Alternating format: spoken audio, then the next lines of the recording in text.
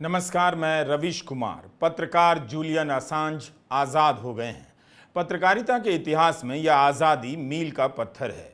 15 साल से शरणार्थी और कैदी की जिंदगी जीने के बाद असांज आज ब्रिटेन की जेल से रिहा होकर अपने देश ऑस्ट्रेलिया के लिए रवाना हो गए, जहां उनकी दोनों बेटियां इंतजार कर रही थीं। जूलियन असांज और स्टेला असांज 2015 से ही दोस्त थे। 2022 में ब्रिटेन की बेलमार्श जेल में ही दोनों ने शादी की। जेल में रहने के कारण बेटियां पिता के साथ बड़ी नहीं हो पाईं। एक बेटी का जन्म 2017 और दूसरी का 2019 में हुआ। असांज की पत्नी स्टेला असांज ने ट्वीट किया है कि आप सभी के प्रति अपार कृतज्ञता को शब्दों से बयान नहीं किया जा सकता है। आप यानी वो सभी जो वर्षों तक असांज की रिहाई को लेकर एकजुट रहे, संघर्ष करते रहे, दुआएं करते रहे, आपका शुक्रिया, आपका शुक्रिया, आपका शुक्रिया। विकीलीक्स ने पत्रकारिता की धारा ही नहीं बदली, बल्कि सुरक्षा और गोपनीयता के नाम पर देश की सरकारों के साथ पत्रकारों के संबंधों को भी बदल दिया। 2010-11 में विकीलीक्स ने पहली बार अमेरिकी सरकार के कारनामों के दस्तावेज प्रकाशित कर दिए। अमेरिका की सरकार असांज के खिलाफ खतरनाक तरीके से पीछे पड़ गई, क्योंकि असांज के विकीलीक्स के खुलासे ने अमेरिका के कई बड़े झूठ को सामने ला दिया। पिछले साल मई दिवस के मौके पर बेल्जियम की राजधानी ब्रसेल्स में था। वहां शहर के बीच से एक जुलूस निकल रहा था। मजदूरों के अधिकारों की इस रैली में असांज का पोस्टर दिखा। असांज का बेल्जियम से क्या लेना देना, लेकिन यह पोस्टर याद दिला रहा था कि आज़ादी और अभिव्यक्ति की आज़ादी की लड़ाई हमेशा ग्लोबल होती है, मोहल्ले की नहीं होती। कोई कहीं भी इसके लिए लड़े, उसके साथ रहना चाहिए। कहीं भी किसी का यह अधिकार छीना जाए, उसके लिए आपको बोलना चाहिए। अखबार में रोज छपे या ना छपे, इसका मतलब यह नहीं कि इस दुनिया से वैसे लोग गायब हो चुके हैं जो इन चीज़ों को महत्व देते हैं। वो जानते हैं कि देश कोई भी हो, दौर किसी का भी हो, आवाज़ की अपनी कीमत होती है और हर हाल में इसकी रक्षा की जानी चाहिए। तभी असांज की पत्नी स्टेला असांज यू को संबोधित कर रही हैं, उन सभी का शुक्रिया अदा कर रही हैं। उनमें भारत के वो बुद्धिजीवी भी शामिल हैं जिन्हें यहाँ का गोदी मीडिया देश का दुश्मन और अर्बन नक्सल बताता रहता है। अरुंधति रॉय ने असांज और एडवर्ड स्नोडेन दोनों से मुलाकात की थी। उनकी रिहाई के लिए लिखा भी और आवाज़ भी उठाई। अरुंधति रॉय हर जगह उस आवाज़ की प्रतिनिधि स्वर बन जाती हैं जहां अधिकारों पर दमन होता है और जिस दमन के खिलाफ बोला जाता है। यही अरुंधति के होने का मतलब है। अरुंधति रॉय जैसे लोग दुनिया में ना हो तो सरकारें आवारा हो जाएंगी और जनता बेसहारा। अरुंधति रॉय न केवल भारत के पत्रकारों के धरनों में शामिल होती हैं, प्रेस क्लब जाती हैं, बल्कि दुनिया भर के पत्रकारों के उत्पीड़न के खिलाफ लिखती हैं, बोलती हैं। 2015 में जब जूलियन असांज लंदन की इक्वाडोर एम्बेसी में शरणार्थी की तरह कैद थे, अरुंधति रॉय वहां उनसे मिलने चली गईं। गार्डियन अखबार में उन्होंने इस मुलाकात के बारे में एक लेख लिखा। इसका एक छोटा सा अंश हम यहां पढ़ रहे हैं। अरुंधति लिखती हैं कि जिस रात हम जूलियन से उस कैद खाने बने कमरे में मिले, हमें अपने साथ फ़ोन, कैमरा या कोई भी रिकॉर्डिंग डिवाइस ले जाने की इजाज़त नहीं मिली, ताकि हमारी बातचीत ऑफ द रिकॉर्ड ही रहे। वे हमारे सामने बैठे थे, चेहरा थका और जर्द था। पिछले 900 दिनों से उन्होंने अपनी त्वचा पर 5 मिनट के लिए भी धूप का एक टुकड़ा तक महसूस नहीं किया था, लेकिन फिर भी वो भागे नहीं, डटे रहे। असांज ऑस्ट्रेलियाई नागरिक हैं। इस बात पर अरुंधति कहती हैं कि मैं इस बात को सोचकर मुस्कुरा देती हूं कि कोई भी उन्हें ऑस्ट्रेलियन हीरो या ऑस्ट्रेलियन गद्दार कहकर याद नहीं करता। उनके दुश्मनों के लिए उनकी गद्दारी देश से कहीं बड़ी है। असांज ने तो सारी दुनिया की सत्ताधारी ताकतों की विचारधारा से गद्दारी की है, इसलिए वे असांज से इतना खार खाते हैं, संभवतः एडवर्ड स्नोडेन से भी ज्यादा। अरुंधति के अलावा एन राम, रोमिला थापर, इंदिरा जयसिंह, गोपाल कृष्ण गांधी और पी साईनाथ जैसे लोगों ने आगे बढ़कर 2019 में असांज की गिरफ्तारी के विरुद्ध स्टेटमेंट जारी किया। उन्होंने कहा कि जब असांज पर सिर्फ गुप्त जानकारियां प्रकाशित करने का आरोप है, उन्हें चुराने का नहीं, तो ऐसे में उन्हें सजा देना आजाद पत्रकारिता के सिद्धांतों के बिल्कुल खिलाफ जाना होगा। वक्तव्य में कहा गया कि विकीलीक्स और जूलियन असांज को क्लासिफाइड मटेरियल सिर्फ प्रकाशित करने के जुर्म में सजा देना ऐसा ही होगा जैसे अमेरिका पेंटागन पेपर्स प्रकाशित करने के लिए न्यूयॉर्क टाइम्स पर मुकदमा चलाए। अगर पत्रकार से उसकी बोलने की आजादी और अपने सोर्स को गुप्त रखने की आजादी छीन ली गई तो सत्ता के सामने खड़े होकर सच बोलना संभव नहीं रह जाएगा। भारत का संदर्भ देना बहुत जरूरी था। जिस तरह से यहां पत्रकारिता करना जोखिम भरा काम होता जा रहा है, उस संदर्भ में ऐसे लोगों का महत्व समझा जाना चाहिए, बार बार बताया जाना चाहिए जो दूसरों के लिए बोलते हैं। मैं अरुंधति रॉय, पी साईनाथ और गोपाल कृष्ण गांधी जैसे लोगों की बात कर रहा हूं। हर वो शख्स जिसने असांज की रिहाई का ख्वाब देखा, आवाज उठाई, उसके लिए आज का दिन बहुत बड़ा है। 2010-11 में विकीलीक्स ने चेल्सी मेनिंग से मिली तमाम जानकारियां प्रकाशित कर दी थी। असांज 2012 से लंदन में इक्वाडोर एम्बेसी में शरणार्थी की तरह कैद रहे। 9 साल तक शरणार्थी की तरह, फिर 5 साल ब्रिटेन की जेल में। उनकी पत्नी स्टेला असांज वकील के तौर पर इस मुकदमे से जुड़ी थी। असांज ने ब्रिटेन की अदालत के सामने अपनी गलती मान ली। ऐसा करना उनके लिए जरूरी हो गया। अमेरिकी राष्ट्रपति जो बाइडेन के प्रशासन के साथ डील हुई कि वे अपनी गलती माने कि उन्होंने अमेरिकी सैन्य प्रतिष्ठान की गुप्त जानकारियां सार्वजनिक मंच पर लीक की हैं। इस अपराध में उन्हें इतनी ही सजा दी जाएगी जितनी वे पहले ही ब्रिटेन की जेल में काट चुके हैं। इसी के बाद 14 साल बाद पहली बार वास्तव में आजाद होने और अपने परिवार से मिलने का मार्ग खुल सका। असांज ब्रिटेन की जेल में 5 साल से अधिक की सजा काट चुके हैं। अभियोजन पक्ष और सजा देने के पक्ष में नहीं है। ब्रिटेन की जेल में रहते हुए भी हर समय एक तलवार लटकी रहती थी कि कभी भी अमेरिका भेजा जा सकता है या किसी और खतरनाक जेल में डाला जा सकता है। Australian computer scientist Julian Assange ने 2006 में विकीलीक्स की स्थापना की, इस उद्देश्य से कि वो इंटरनेट का सहारा लेते हुए उन तमाम जानकारियों को सबके सामने लाएंगे जिन्हें सत्ता और सरकारों द्वारा लोगों से छिपाई जाती हैं। असांज ने तय किया कि उनकी संस्था विकीलीक्स दुनिया भर के विसिल ब्लोअर्स का साथ देगी। 2010 में अमेरिकी आर्मी इंटेलिजेंस में एनालिस्ट रही चेल्सी मेनिंग ऐसी ही विसिल ब्लोअर बन गई और उन्होंने अफगानिस्तान और इराक युद्ध से जुड़ी गोपनीय सूचनाएं विकीलीक्स के हवाले कर दी। विकीलीक्स ने इन्हें छाप दिया। इन युद्धों के बारे में अमेरिका ने अपने नागरिकों और दुनिया से जो झूठ बोला उसका पर्दाफाश हो गया। इसमें 2007 का एक खुफिया अमेरिकी युद्ध वीडियो भी था जिसमें अमेरिकी अपाचे हेलीकॉप्टर इराक के लोगों के ऊपर अंधाधुंध गोलियां बरसा रहा था।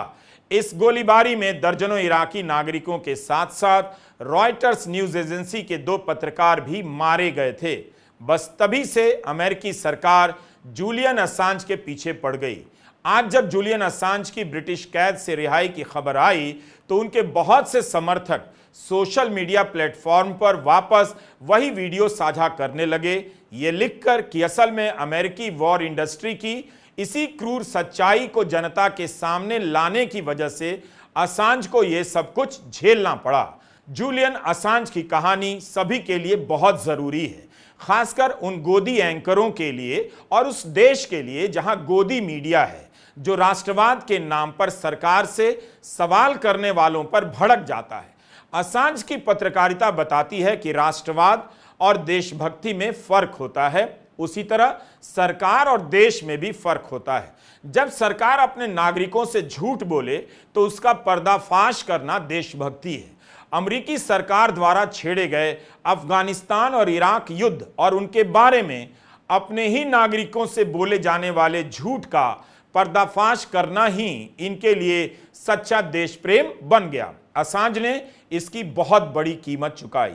2010 में असांज की उम्र 39 साल थी, इस समय 52 के हो गए हैं। जूलियन असांज की शुरुआती तस्वीरें और आज की तस्वीरों में लंबा दौर गुजर गया।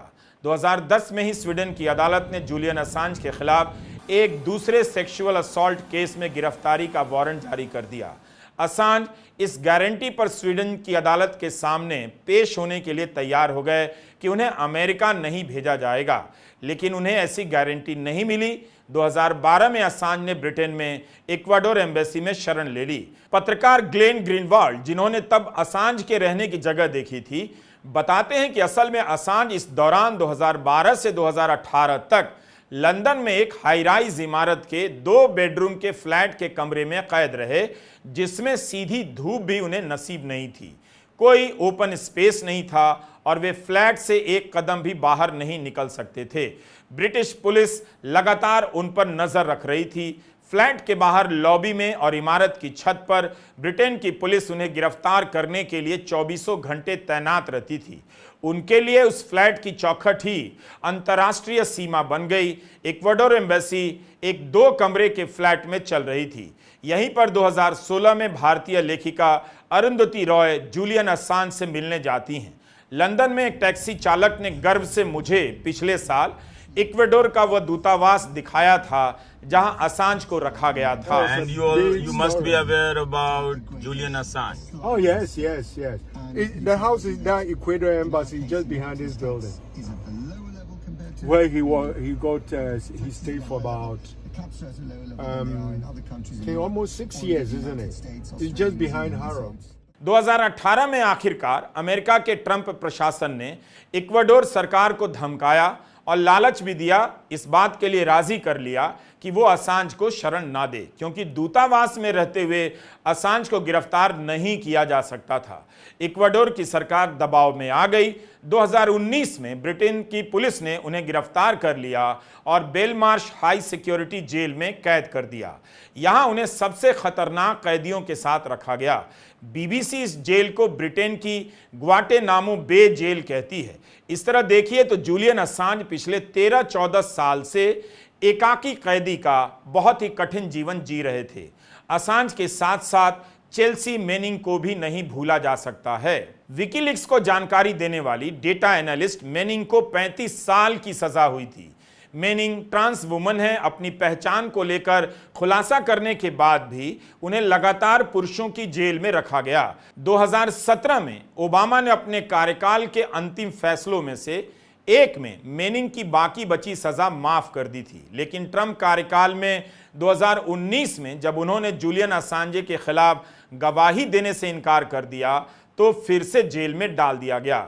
2022 में उनकी एक किताब आई रीड मी टेक्स्ट नाम से।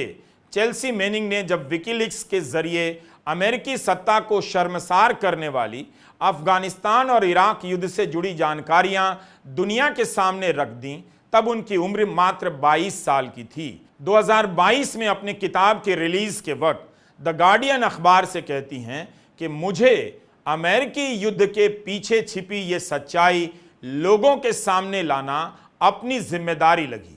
दुनिया को वो पता चलना जरूरी था जो मुझे पता था कि इराक और अफगानिस्तान युद्ध में हर दिन असल में क्या हो रहा था, असल में मारे जाने वाले लोगों की संख्या कितनी थी।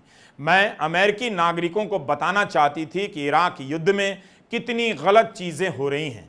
इसके पीछे जो गोपनीयता बरती जा रही है उसकी वजह राष्ट्रीय सुरक्षा का मुद्दा नहीं, सरकार द्वारा अपनी असलियत जनता के बीच खुल जाने से बचाना है। असांज ने अपनी गलती मान ली। दरअसल वो गलती नहीं थी, पत्रकारिता का एक उसूल था, लेकिन जेल की लंबी रिहाई से निकलने के लिए इसके अलावा कोई रास्ता नहीं था।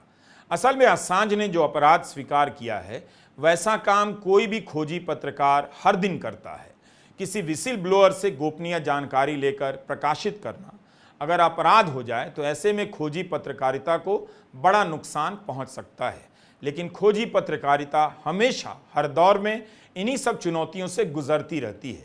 उनके जोखिम और साहस को भारत का गोदी मीडिया और उसके मालिक किसी जिंदगी में नहीं समझ सकते। असांज को सामने देखते ही गोदी चैनलों के मालिक दांत चियार देंगे। अमेरिका के पत्रकार ग्लेन ग्रीनवाल्ड ने भी बोला है कि मैं असांज के लिए बहुत खुश हूं, लेकिन मैं नहीं मानता कि उन्होंने कोई अपराध किया था, इसलिए उन्हें खुद को अपराधी नहीं मानना चाहिए था। उल्टे उन्हें परेशान करने के लिए अमेरिकी सरकार को उनसे माफ़ी मांगनी चाहिए थी और मुआवजा देना चाहिए था। अभी यह बहस चलेगी कि एक पत्रकार और संपादक होने के नाते अमेरिकी सरकार असांज पर वो कानून कैसे लागू कर सकती है जो किसी सरकारी कर्मचारी के गुप्त सूचनाएं लीक करने पर लागू किया जाता है। प्रो पब्लिका में एक लेख मिला है, इस एंगल पर भी बात होनी चाहिए। इस लेख में यह दलील दी जा रही है कि असांज और विकीलीक्स ने किसी अधिकारी से उनकी टिप्पणी नहीं ली, सारी जानकारी सीधे प्रकाशित कर दी। इससे युद्ध क्षेत्र में काम कर रहे लोगों की जान खतरे में पड़ सकती थी। मगर सवाल यहां उठता है कि अगर कोई अधिकारी किसी भी वजह से बोलने के लिए तैयार ना हो, ऑफ रिकॉर्ड भी नहीं, ऑन रिकॉर्ड भी नहीं, तो उन जानकारियों का क्या किया जाए? यह अलग बहस है, लेकिन इसके नाम पर एक पत्रकार के पीछे दुनिया की सबसे ताकतवर सरकार पड़ जाए, यह भी ठीक नहीं। 14-15 साल उसकी जिंदगी के इस देश से उस देश में भागते हुए और सलाखों के पीछे गुजर जाए, यह भी ठीक नहीं। फिलहाल जूलियन असांज की आज़ादी का जश्न मनाया जाना चाहिए। दुनिया भर के पत्रकारों के लिए आज का दिन महत्वपूर्ण है। गोदी मीडिया के एंकर असांज की आज़ादी का मतलब नहीं समझ सकते। भारत के गोदी एंकर अपनी दबी हुई आवाज़ में चेतावनी दिए जा रहे थे कि नीट की परीक्षा पेपर लीक में जिन छात्रों का जीवन बर्बाद हो गया वे विपक्ष के पास ना जाएं। उस देश में भी असांज की रिहाई का बहुत महत्व है, इसलिए आप भी जश्न मना सकते हैं। नमस्कार, मैं रवीश कुमार।